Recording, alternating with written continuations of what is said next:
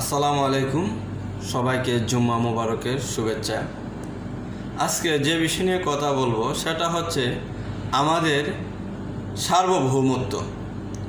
আমাদের দেশের অভ্যন্তরীণ ব্যাপারে অন্য যে কোনো দেশ খুব সহজে নাক গলাতে পারে, বিশেষ করে আমাদের প্রতিবেশী দেশ ভারত। এ দেশের মাঝে কোনো একটি ইস্যু হলেই তারা সরাসরি হস্তক্ষেপ করার চেষ্টা করে, যা দেশ এবং জাতির জন্য অত্যন্ত লজ্জাজনক। আর সেই সুযোগটা দিয়েছে আমাদের দেশের একজন পতিত স্বৈরাচার ফ্যাসিস্ট হাসিনা। এর মাধ্যমে তারা এমন একটা সুযোগ পেয়েছে যে চুন থেকে পানটা কষলেই তাদের হস্তক্ষেপের একটা আশঙ্কা থাকে। কেন? আজকে বিএনপির মতো একটা বিশাল রাজনৈতিক দল ভারতের প্রতি যে নতজানু মনোভাব, তা দেখে আমার মনে সন্দেহ জাগে। যে কেন সন্দেহ জাগে? যে আমরা জানি পতিত স্বৈরাচার হাসিনাকে ভারত অত্যন্ত শক্তভাবে ট্যাকেল দিয়েছিল এদেশের ক্ষমতায় থাকার জন্য, এবং অস্ত্রের মুখে এদেশের মানুষকে জিম্মি করে 16 বছর ক্ষমতায় থেকেছিল। তারপর মানুষ তার অত্যাচার, জুলুম, নির্যাতন সহ্য করতে না পেরে সবাই মার খেতে খেতে আবার একত্রিত হলো এবং তাকে ঝাড়া দিয়ে পিটিয়ে এদেশ থেকে তাড়িয়ে দিল। ভারত রক্ষা করতে পারেনি। আমার মনে হয় যে আমাদের ভুলে গেলে চলবে না, যত প্রভু দেশই হোক কোনো প্রভুই রক্ষা করতে পারে না। দেশের বিরুদ্ধে, দেশের মানুষের বিরুদ্ধে গিয়ে কাজ করলে কোনো প্রভু রক্ষা করতে পারে না। আফগানিস্তানকে 19 বছর আমেরিকান লাল কুকুরের দেশেরা শোষণ করেছে, নির্যাতন করেছে, কিন্তু অবশেষে দেশ ছেড়ে ভাগতে হয়েছে। শুধু তাই নয়, যে ব্রিটিশদেরকে বলা হতো ব্রিটিশদের সূর্য হস্ত যায় না, সেই ইংরেজরাও পৃথিবীর সমস্ত দেশ থেকে মার খেতে খেতে পালিয়েছে। হয়তো একটু সময় নিয়েছে, মানুষ দীর্ঘদিন একটা নির্যাতনের শিকার হয়েছে। বিএনপির এই নতজানু মনোভাব আমার মনে কবি নজরুলের সেই কথাটি মনে করিয়ে দেয়, পশ্চাৎপদে সন্দেহে জাগে আজ। তো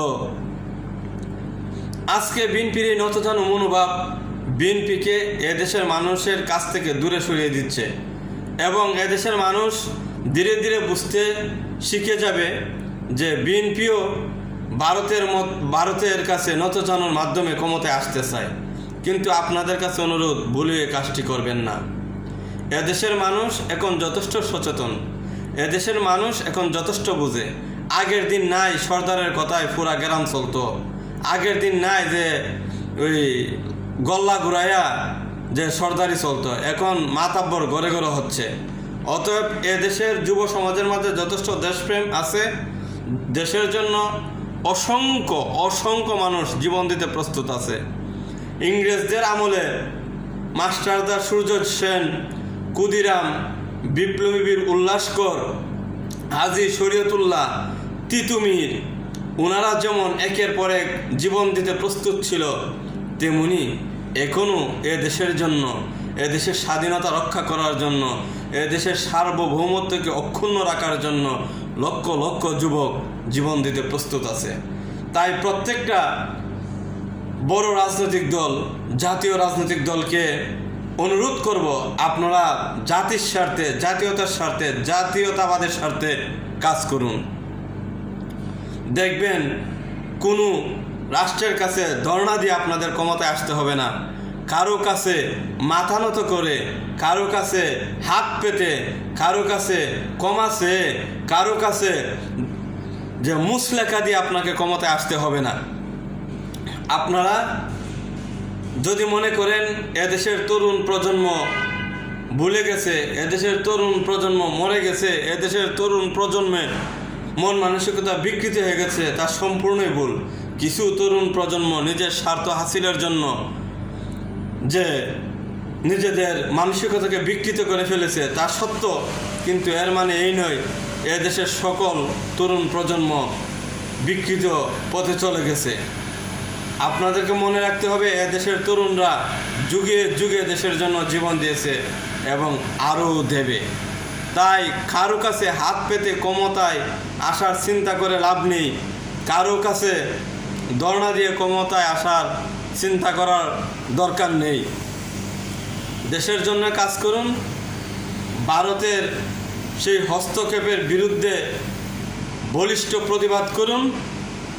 ভারত আমাদের চিরশত্রু, সেটা আমাদের নতুন প্রজন্মকে জানিয়ে দিন। ভারত আমাদের নতুন প্রজন্মকে মাথা উঁচু করে দাঁড়াতে দেবে না, সেটা নতুন প্রজন্মকে বুঝতে দিন। দেখবেন এই প্রজন্মই আপনাদেরকে ক্ষমতায় আনবে, আপনারা আবার ক্ষমতায় আসবেন।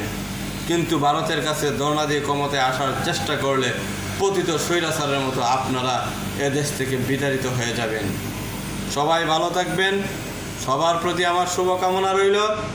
বাংলাদেশ জিন্দাবাদ, বাংলাদেশ চিরজীবী হোক।